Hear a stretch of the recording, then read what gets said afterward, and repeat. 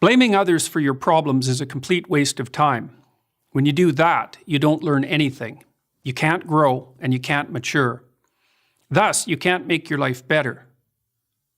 In my 3 decades as a professor and clinical psychologist, I've learned that there are 2 fundamental attitudes toward life and its sorrows. Those with the first attitude blame the world. Those with the second ask what they could do differently. Imagine a couple on the brink of divorce. They're hurt and angry. The unhappy, bitter husband recalls the terrible things his wife has done and the reasons he can no longer live with her. The harried and disillusioned wife, in turn, can describe all the ways her husband let her down. Each has a long list of necessary changes for the other person. Their prospects for reconciliation are grim. Why? Because other people aren't the problem. You're the problem. You can't change other people, but you can change yourself. But it's difficult. It takes courage to change, and it takes discipline. It's much easier and much more gratifying to your basest desires to blame someone else for your misery. Consider the youthful activist making a statement against the corrupt capitalist system by smashing in the storefront of a local business. What has he done other than to bring harm to people who have nothing to do with his real problems? The guilt, doubt, and shame he will inevitably feel in consequence will have to be suppressed so his beliefs can remain unchanged. And that suppression will do nothing but foster his anger and alienation. In the play The Cocktail Party by American English poet T.S. Eliot, one of the characters is having a very hard time of it. She speaks of her profound unhappiness to her psychiatrist. She tells him that she hopes her suffering is all her own fault. Taken aback, the psychiatrist asks why. Because, she tells him, if it's her fault, she can do something about it. If it's in the nature of the world, however, she's doomed. She can't change everything else. But she could change herself.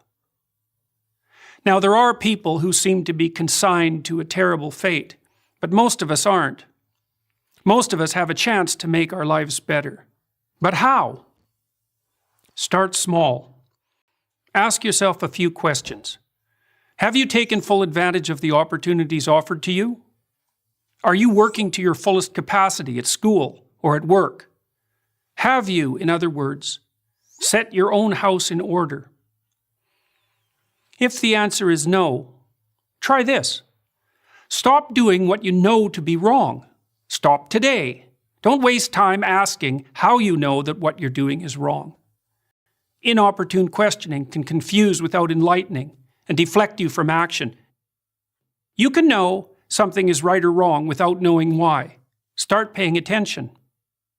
Do you procrastinate, show up late, spend money you don't have, and drink more than you should? It's not a matter of accepting some externally imposed morality. It's a dialogue with your own conscience. What are you doing that's wrong from your own perspective? What could you put right now? Get to work on time. Stop interrupting people. Make peace with your siblings and your parents.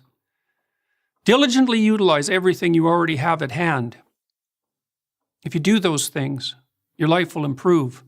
You'll become more peaceful, productive, and desirable. After some days or weeks or months of attentive effort, your mind will clear.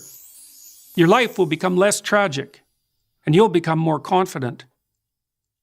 You'll start seeing right from wrong more clearly. The path in front of you will shine more brightly. You'll stop getting in your own way. Instead of bringing trouble to yourself, your family, and your society, you'll be a positive and reliable force. Your life will still be difficult. You'll still suffer. That's the price of being alive. But maybe you'll become strong enough to accept that burden, and in that fashion, even come to act nobly and with purpose. The proper way to fix the world isn't to fix the world. There's no reason to assume that you're even up to such a task, but you can fix yourself. You'll do no one any harm by doing so.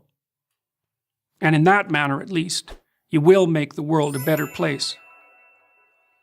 I'm Jordan Peterson, Professor of Psychology at the University of Toronto for Prager University. Thank you for watching this video. To help keep PragerU videos free, please consider making a tax-deductible donation.